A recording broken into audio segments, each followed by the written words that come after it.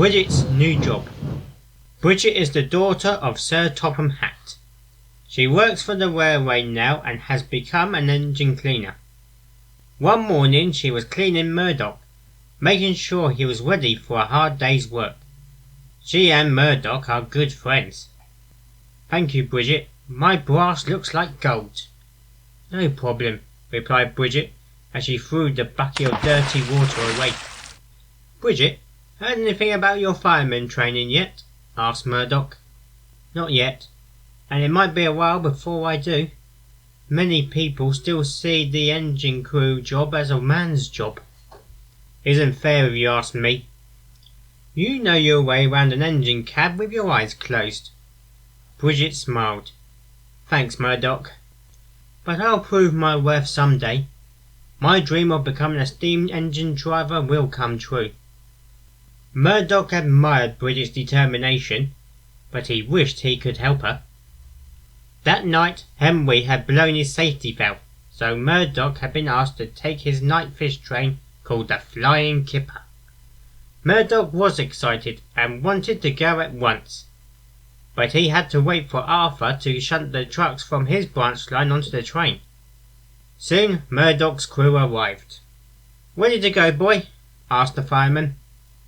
But Murdoch noticed something about his driver. He looked pale. "Are you all right, driver?" "Just a bit cold. Nothing your warm cab won't cure." As they climbed into his cab, Bridget came up to Murdoch. "You're here very late tonight?" Murdoch asked. "I stayed to clean Henry while he was being repaired, but I've missed my last train home. Me and Nancy live in Craven's Gate." "We have to stop at Craven's Gate to allow Gordon to pass," said his driver. "Jump in." So Bridget climbed aboard Murdoch's cab, and seconds later they heard the guard's whistle. Murdoch was off into the clear night with the Flying Kipper. Murdoch was going very well. Everyone who saw him said he looked magnificent as his strong clouds of smoke and steam filled the air. Even Gordon's hill didn't seem to slow him down, as Murdoch went straight over it without stopping.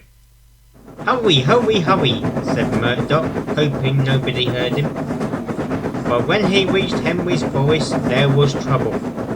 Up ahead, Murdoch saw a red signal, but he didn't feel his brakes coming on. "Driver, stop!"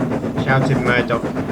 Suddenly, there was a thud noise from the cab, and Murdoch's brakes screeched on. He stopped on the platforms of Balladrin Station. "What happened?" asked Murdoch. "It's Mark," replied the fireman. "He's fainted." Inside the cab, the driver wasn't well. He had fallen over and bumped his head. Bridget was making sure he wasn't hurt. "It's a good thing you warned us about that signal," said the fireman. "We would have missed it." The station master helped Bridget and the fireman to get the driver out of the cab. They placed him in the office to rest, and the station master phoned for an ambulance. "He can stay here until the ambulance arrives," he said to the fireman. "I'll look after him." "Yes, but we can't stay here. We're blocking the main line." "Not to mention the fish train," added Bridget. "There'll be confusion and delay if we don't move soon." "I could phone for a spare driver," said the station master. "But we're in the middle of nowhere. It'll take hours for one to get here."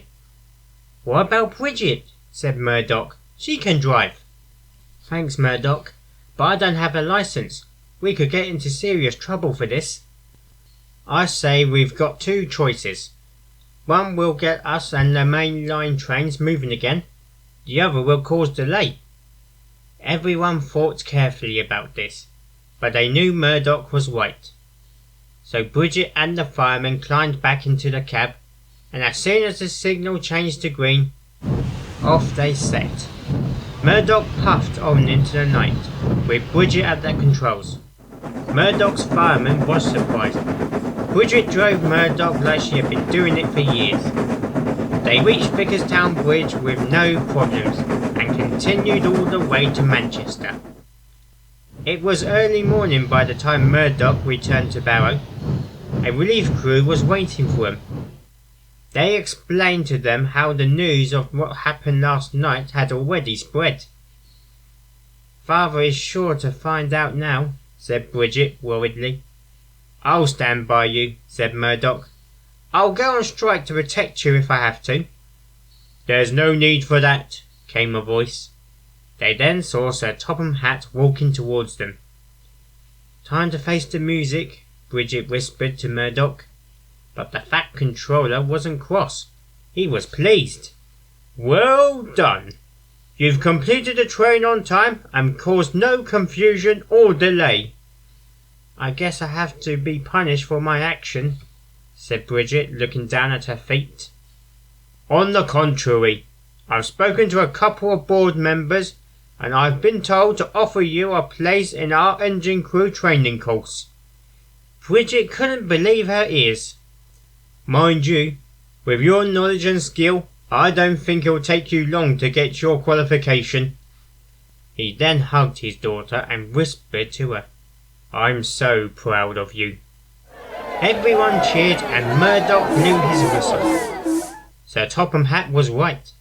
Bridget became the fastest person to get her engine crew qualification and became one of the railway's best drivers. She was assigned to be one of Murdoch's drivers, and the two have worked well ever since. Bridget is glad to have finally accomplished her dream, and Murdoch is pleased to have a new working life on the Fat Controller's Railway.